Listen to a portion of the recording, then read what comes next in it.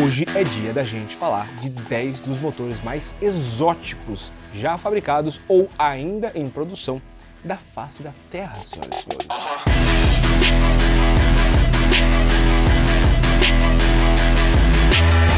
Sejam bem-vindos ao Auto RPM, senhoras e senhores, eu espero que seja tudo ótimo por aí com vocês. Hoje uma lista repleta de informações extremamente curiosas para quem gosta de carro, sempre com oferecimento da PneuFree.com, da Hester Filter e da Loja Mecânico. As informações das empresas estão na descrição do vídeo ali com o cupom de desconto, então é só clicar no link, usar o cupom o que você quiser, pessoal. Vamos lá, vamos falar de motores exóticos. A pesquisa inteira dessa lista aqui foi para tentar achar alguns motores diferentões. E o primeiro dessa lista, não necessariamente na ordem de importância, mas está de um carro produzido a 1991 a 1995, chamado de Cizeta Moroder. O Moroder italiano. Um abraço. V16T, um super esportivo alemão, cujo motor era um V16, ou seja, 16 cilindros em V, quase como se fosse ali a união de dois motores V8, mas não é bem isso, porque a galera gosta de falar isso só para generalizar, né? E T porque ele era transversal. Então, ao invés de ele ficar na longitudinal ali na parte traseira do carro, ele estava na transversal. E isso é interessantíssimo, porque a gente está falando de um motor com 90 graus de ângulo ali entre as bancadas dos cilindros, 64 válvulas, posicionado na transversal, com injeção indireta de combustível, ou seja, no coletor normal, 9,3 por 1 de taxa, um motor super quadrado, cada pistão ali tinha 86 milímetros de diâmetro, e o curso dos pistões era de 64,5 milímetros de diâmetro, então motor super quadrado ali para, na teoria ao menos, atingir altas rotações, e todos esses 16 cilindros geravam um deslocamento total de 6,0 litros, então era um V16 6,0, cada cilindro ali tinha 500 centímetros cúbicos, pessoal. Esse motor entregava ao seu piloto, motorista, enfim, 55 kg de torque a 6.000 RPM e 560 cavalos de potência a 8.000 RPM. Agora, a parte mais curiosa desse motor é que normalmente, quando a gente fala, por exemplo, da caixa de marchas do motor, junto com o volante ali, ele fica no fim de uma das pontas do motor, certo? Esse é o padrão. No caso do Cizeta V16, você tinha o motor em V, posicionado na transversal, então as rodinhas do carro estão aqui. Ele era na transversal, O volante do motor saía no meio do motor, ao invés de ficar ali nas pontas. Então tinha todo um sistema de engrenagens ali para transformar a rotação do motor. Olha só a ineficiência desse sistema. Você tem o motor transversal, aí você muda o sentido de rotação para longitudinal, para depois chegar num cardan e virar transversal de novo para chegar nas rodas. Não é muito eficiente, mas ainda assim interessantíssimo de ver e de se escutar.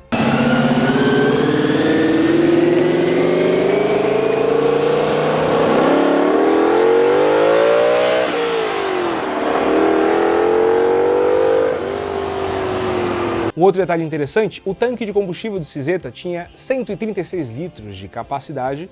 E se isso não te impressionou, saiba que para você trocar o óleo do motor, você não precisaria de 3, ou 6, ou 9, ou 12 litros de óleo no motor. Você precisaria de 18 litros de óleo neste motor V16. Em segundo lugar da nossa lista, não poderia ficar de fora o clássico e incrível motor que a gente já abordou aqui no Auto RPM um pouquinho, o motor Wankel. Por sinal, toda vez que a gente fala Wankel aqui no Auto RPM, surgem os alemães de plantão para falar: você está falando errado, não se pronuncia Wankel, se pronuncia Wankel. Aí eu pergunto para esses seres humanos ocupados se eles falam BMW, Audi ou Volkswagen. Certamente não, né? Então o cara só quer mostrar que ele sabe uma palavra em alemão, mas ele não sabe falar alemão de verdade. Então fica na sua. Né, o motor Wankel, tá? Do Mazda RX-7, ele utilizava dois rotores, cada um com deslocamento de 650 centímetros cúbicos, tá? Por sinal, esse motor foi aplicado no RX-8, mas o mais clássico mesmo da Mazda foi o RX-7, que por sinal, em algumas aplicações, usava sistema biturbão. Então o Wankel é um motor de concepção rotativa, então você tem ali basicamente, né, como não é cilíndrico, é meio que oval, o que seria o motor por dentro, com um triângulo girando dentro desse motor. Se você quiser mais informações sobre o que você pode conferir esse, como funciona bem aqui, que eu já gravei há bastante tempo, fiz até um molde de papelão para dar uma ideia de como é que funciona. Não utiliza válvulas, e como ele é rotativo e não utiliza válvulas, ou seja, todo o sistema dele não requer uma aceleração e desaceleração e aceleração de novo, como motor com pistão, ele consegue facilmente atingir altas rotações com facilidade, pessoal. Mas enfim, ele é um motor que foi descontinuado porque ele tinha um problema com pouco torque em baixas rotações, alto consumo de combustível, alto consumo de óleo, e como ele trabalhava basicamente com uma parte inteira fria e uma outra parte quente, né, ou vice-versa, ele tinha um problema ali de tipo dilatação irregular do motor e por aí vai. Mas ainda assim um projeto fantástico, então a gente não poderia falar dos motores exóticos sem falar do Wankel.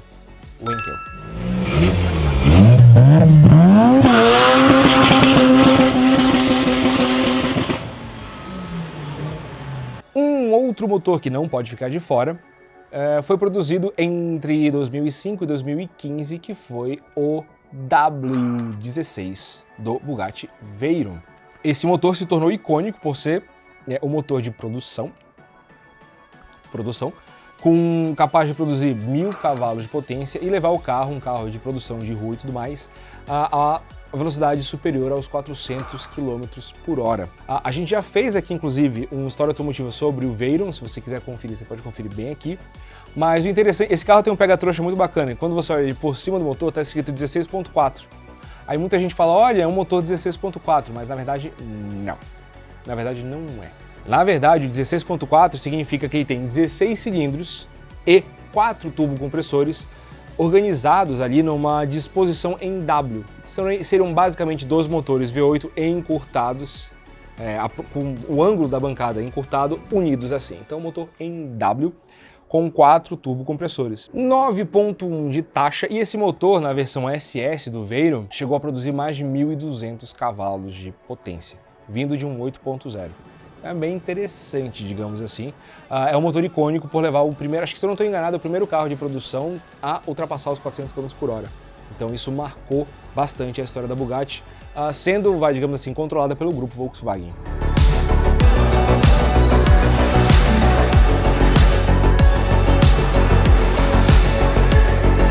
Mais um motor que dessa lista aqui é um dos meus, eu acho que é o meu favorito, S70/2. O motor 6.1 V12 desenvolvido para o McLaren F1, que tem um ronco, eu não sei se é só porque esse foi um carro que marcou minha infância e tudo mais, ou se porque o ronco dele realmente, eu acho, ele realmente é brutal. Para mim, ele é absolutamente brutal. E foi bem interessante a história desse motor, porque o Gordon Ray falou, eu quero um motor de 550 cavalos, que me entregue 550 cavalos e pese até 250 quilos. Quando ele foi entregue, o pessoal falou assim, olha, o motor ficou um pouquinho mais pesado do que você pediu. Acho que era 261, 262 quilos, alguma coisa assim, tipo 15 quilos mais pesado do que ele pediu.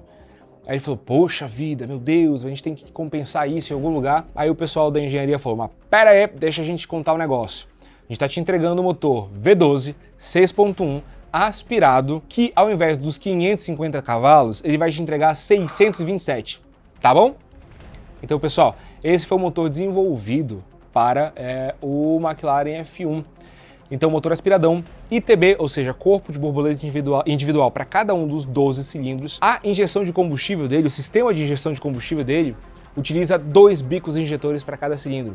Então, como ele é um motor que trabalha com um volume relativamente alto e com altas rotações, ele precisa ser usado na cidade e tudo mais, ele foi utilizado ali uma tecnologia com um bico injetor para baixa rotação, na verdade foi um bico injetor para aceleração rápida e um outro bico injetor para trabalhar pleno, digamos assim, para você não ter cabeçada, para o motor ficar mais liso, digamos assim. 48 válvulas, comando de válvulas variável, 11/1 de taxa, isso lá em 1990 e lá vai bolinha, ou seja, com controle de qualidade do combustível era muito menor do que é hoje. Motor com 86 milímetros ali, um motor subquadrado, olha só que interessante. Motor com 86 milímetros de diâmetro de pistão e 87 milímetros de curso de pistão ali dentro do cilindro, então motor subquadrado. Ele entregava 627 cavalos de potência, 7.400 RPM e 66,3 kg de torque a 5.600 RPM. Mas não é só uma questão de número máximo, é uma questão de linearidade do motor. Segundo a própria BMW, eu coloquei aqui, ó, A 1.500 RPM ele já tinha 60,5 kg de torque, e de 4.000 a 7.100 RPM ele tinha 66,2 kg de torque. Ou seja, uma mesona ali linear com um ronco fantástico.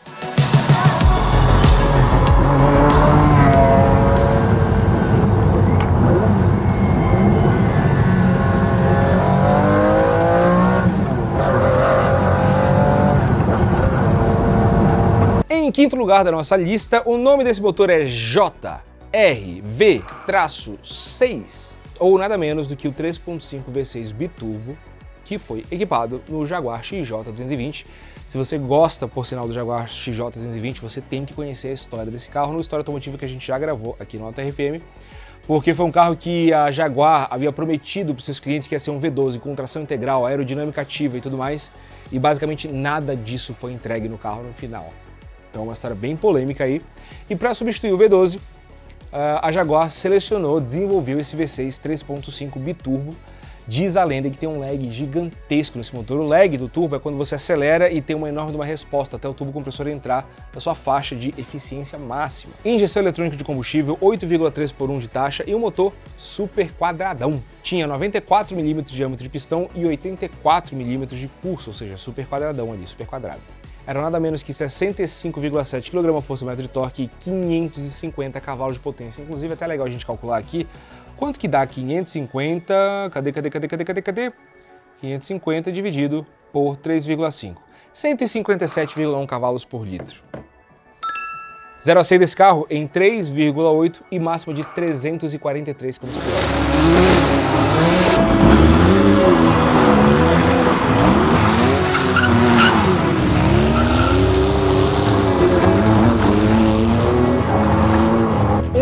Motores mais exóticos e incríveis feitos na face da Terra também foi pela Bugatti, mais uma vez. A Bugatti gosta de motores exóticos, né?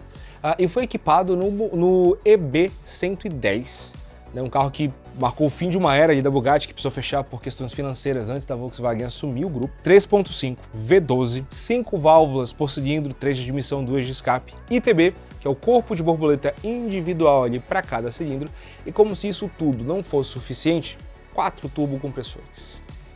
Um 3.5 V12. Insano. DOHC quadriturbo, pessoal. Com 81 mm de diâmetro de pistão e 56,6 mm de curso. Então era um motor ali para girar nas alturas, né? É muito engraçado. É uma época onde podia tudo, onde valia tudo nesse mundo dos carros, dos supercarros ou hipercarros, enfim. Tem gente que bota esse termo ou não, mas tanto faz.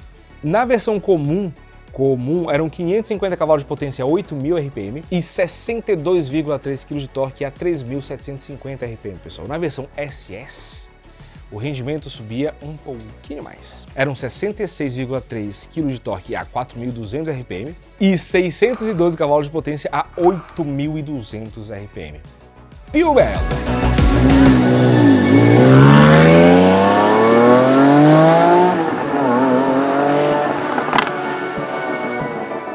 Outro motor exótico do nosso mercado continua em produção até hoje, pessoal. Chama-se Twin Air da Fiat, também equipado com um sistema multi-air. Ele tem a versão 1.0 aspirada, com 1 litro, né, 1.0, 1 litro de deslocamento, e também tem a versão 0.9 sobrealimentada. E qual é o grande destaque desse motor? É que esse motor tem apenas 2 cilindrinhos e funciona muito bem na Europa, quem diria. Eu não consegui marcar todos os carros, mas olha só, ele equipa Fiat 500, 500L, Panda, Punto, o Lancia Y e também o Fiat Mito de 2010 até hoje, pessoal. A versão aspirada tem 60 cavalos e 9 kg de torque e a versão sobrealimentada tem 105 cavalos de potência e 14,8 kg de torque. Bem bonzinho, né? A versão aspirada tem 11,2 por 1 de taxa, com 83,5 mm de diâmetro de pistão e 88 mm de curso. A versão sobrealimentada tem 80,5 mm de diâmetro de pistão e 86 mm de curso. Legal, né? É um motorzinho exótico, digamos assim. Em oitavo lugar da nossa lista, o motor V4, que a Honda criou com pistões ovais para o MotoGP. Então, basicamente, o motor V4 ele era um motor V8 que foi transformado em um motor V4. Para isso, a ideia da Honda era atingir altas rotações, ter pouquíssimo curso, mas muita área para passagem de ar, misturar combustível dentro do motor. Então é o único motor que eu conheço que tem 8 válvulas por cilindro. 8 válvulas por cilindro, 4 de admissão, 4 de escape. Pensa só, né? A gente já contou a história desse motor aqui, vocês podem conferir nesse vídeo, bem interessante. E olhem só o ronco.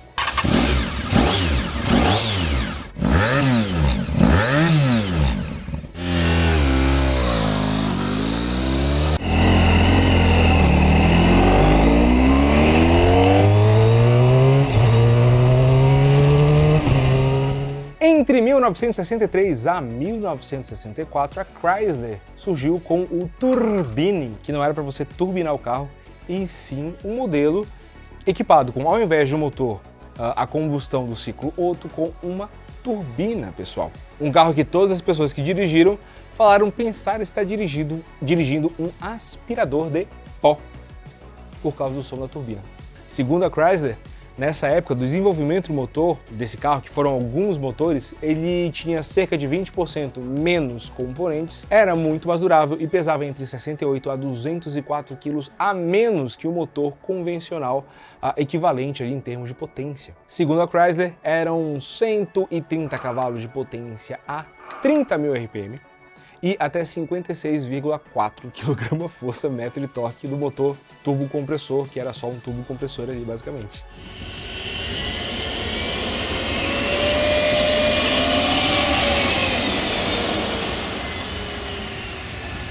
Em 10º lugar temos, mais uma vez, a senhora Bugatti, aparecendo com um motor para lá de exótico, um W18, cuja uma bancada de cilindros ali ficava de pé, a outra bancada 45 graus e a outra bancada deitada. A união de 3 motores 6 cilindros em linha. Nunca chegou de fato a entrar em produção, esse protótipo, digamos assim, mas era um motor 6.3 W18, ou seja, 350 centímetros cúbicos ali por cilindro para aspiração natural, ou seja, não era um motor sobrealimentado, pessoal, que entregava teóricos hipotéticos 62 kg de torque e 563 cavalos de potência, pessoal. Sensacional, não é? Pessoal, queria lembrar vocês que todo esse material que a gente faz aqui só chega até vocês com oferecimento da pneufree.com, da RS Filtro e da loja do mecânico. As informações da empresa estão na descrição do vídeo ali com os cupons de desconto, link direto e cupom de desconto, então façam bom uso. Eu espero que vocês tenham gostado dessa lista e convido vocês mais uma vez a participar. Obviamente existem muitos outros motores exóticos por aí. Se você conhece algum deles, por favor, deixe na área dos comentários que a gente pode fazer mais uma lista baseado nas informações que vocês trouxerem. E é isso aí, a gente se encontra numa próxima. Tudo de bom pra vocês, um forte abraço, valeu e até já!